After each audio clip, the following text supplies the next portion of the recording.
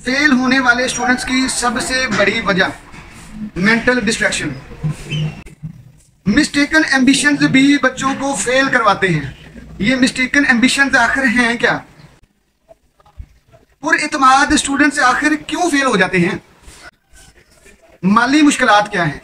माली मुश्किलात भी स्टूडेंट्स के फेलियर की सेहत की खराबी। कौन सी सेहत की खराबी बच्चों की तालीम में रुकावट बनती है? खेल कूद जिंदगी का लाजमी जुज़्व, लेकिन बच्चों की तालीम के लिए ज़हर कत्ल। आवारा मिजाजी बेमकसदियत भी बच्चों को फेल करवाती है। बिस्मिल्लाहिर्रहमानिर्रहीम। व्यूअर्स, आप देख रहे हैं इल्म की बातें और आज हम बात कर रहे हैं स्टूडेंट्स के फेलियर की वजूहात पे। स्टूडेंट्स फेल क्यों होते हैं? तालब इल्म या बच्चे पढ़ाई में नाकाम क्यों हो जाते हैं? इम्तिहानों में फेल क्यों होते हैं? साथियों, सबसे पहली वजह जो why boys fail in college में बयान की गई है। Why boys fail in college हमारे सेकंड ईयर 12वीं की क्लास की इंग्लिश का सबक है, लेसन है।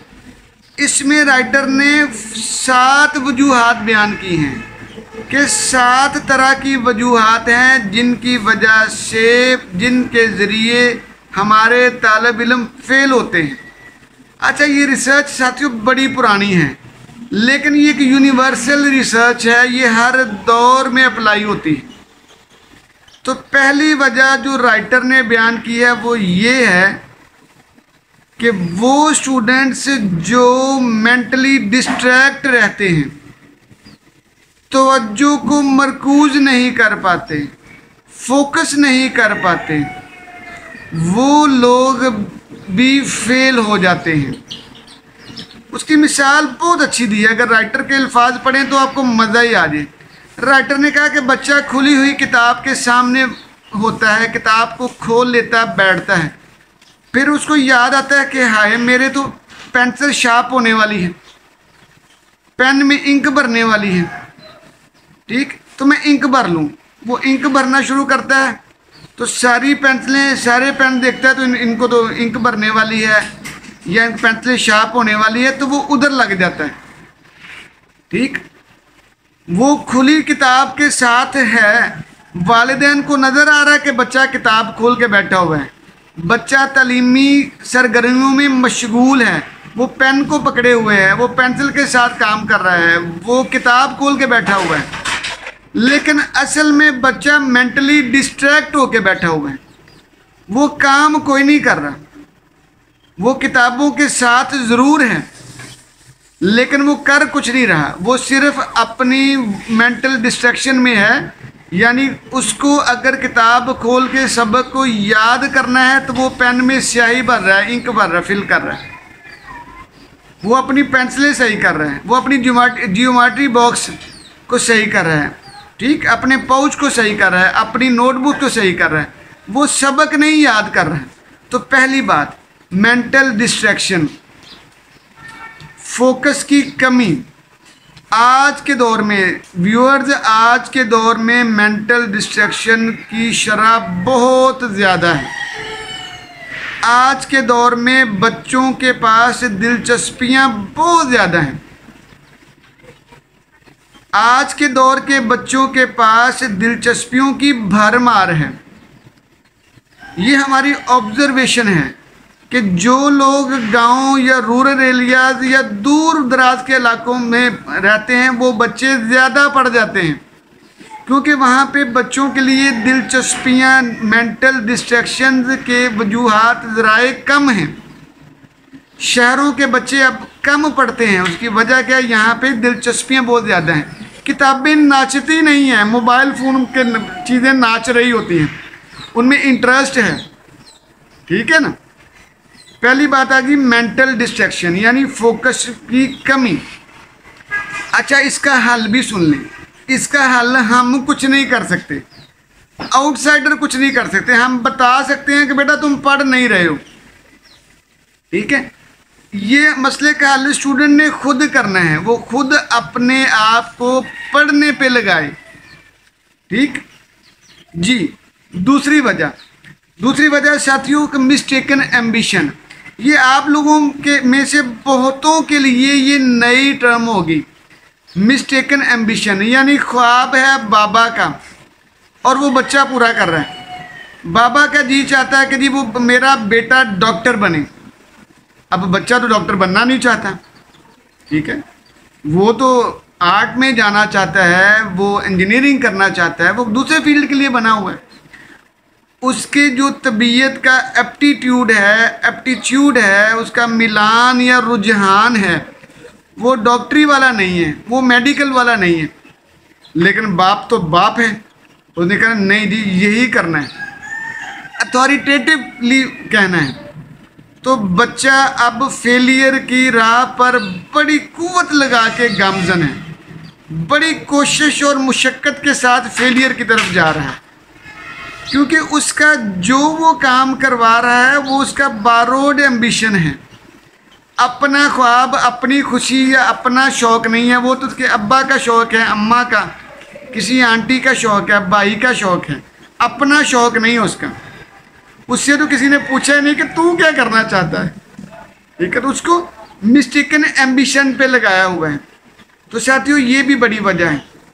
तो राइटर कहता है कि सबसे बड़ी वजूहात में दूसरी वजह यह है कि मिस्टेकन एम्बिशन होते हैं। भाई बच्चे को वही पढ़ने दें, वही पढ़ाएं जो वो पढ़ने और पढ़ाने के लिए बना हुआ है। उसका मेंटल एप्टीट्यूड किधर है? जब उसका मेंटली आप उसको एप्टीट्यूड को, रुझान को और मिलान को देखेंगे तो आपके लिए आसानी हो जाएगी। तीसरी वजह साथियों, पुरइत्माद स्टूडेंट्स भी फेल हो जाते हैं। कॉलेजेस की एक बड़ी खराबी है, कॉलेजेस में बहुत बड़े बड़े अच्छे स्टूडेंट्स भी जाके फेल हो जाते हैं। वो कहते हैं first year is very fast year. पहला साल तो ऐसे गुजर जाता है, पता नहीं चलता, ठीक है। स्टूडेंट्स एक डरबे में बंद होते हैं, चूजे होते हैं ना, तो वो एकदम से मुर्गे बन जाते हैं, ठीक है, उनके पर निकल आते हैं।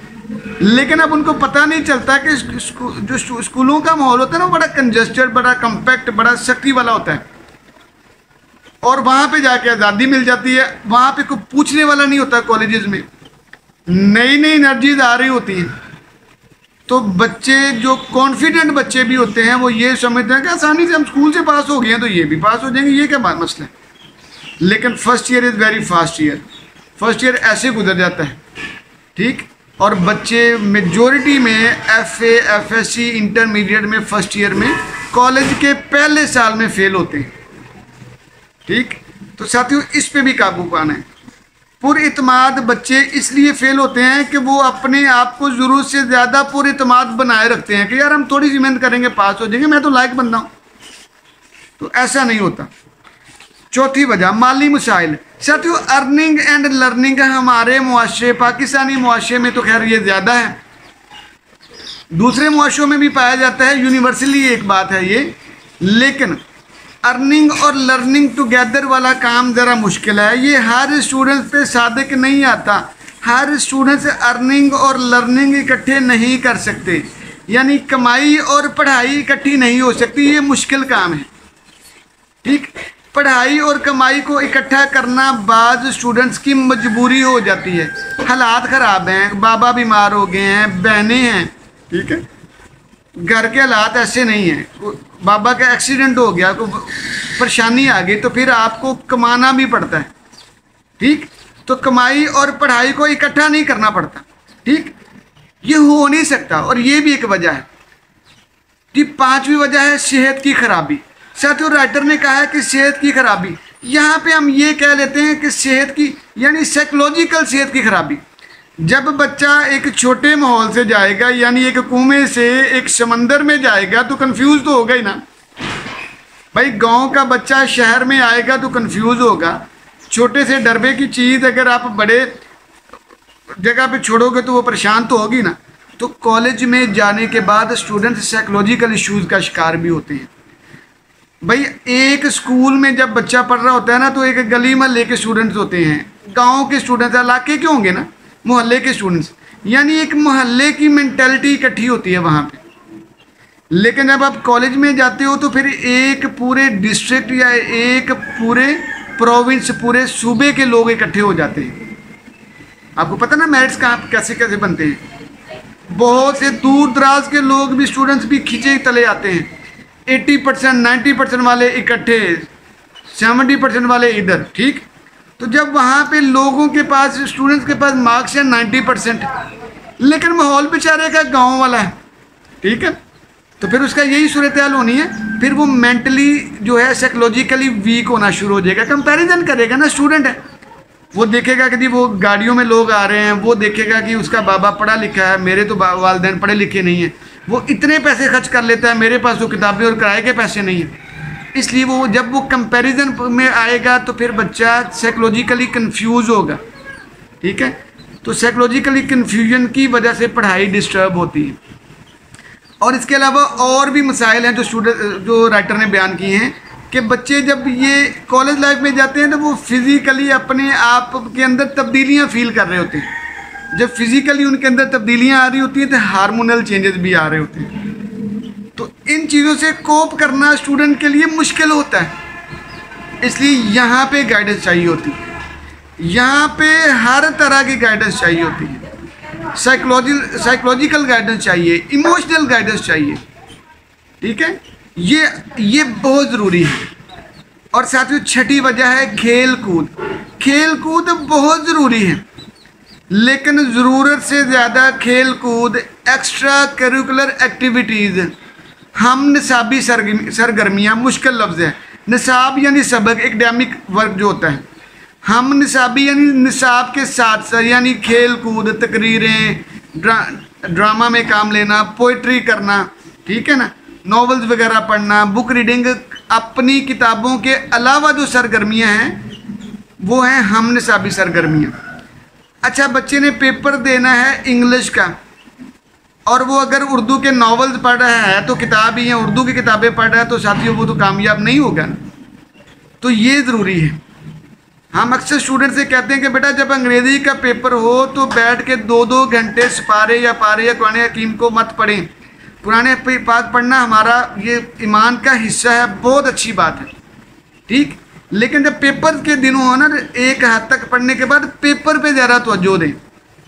स्टूडेंट्स इमोशनली डिस्टर्ब हुए होते हैं, वो नमाज़ों पे जोर अल्हम्दुलिल्लाह होता है, शुक्र है, दुआओं पे जोर होता है, कुरान खानी पे जोर होता है, ये बहुत अच्छी बात है, ठीक है।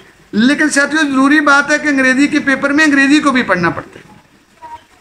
आखिरी बात आ गई आवारा मिजाजी। कॉलेज में फ़ेल होने वाले लोगों में कुछ लोगों की तादाद वो भी है जो आवारा मिजाज होते हैं।